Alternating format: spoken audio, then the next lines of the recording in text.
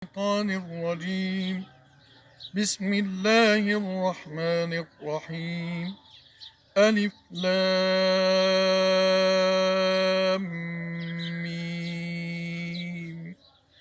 ذلك الكتاب لا ريب فيه هدى للمتقين الذين يؤمنون بالغيب ويقيمون الصلاة ومما رزقناهم ينفقون والذين يؤمنون بما أنزل إليك وما أنزل من قبلك وبالآخرة هم يوقنون أولئك على هدى من ربهم وأولئك هم المفلحون.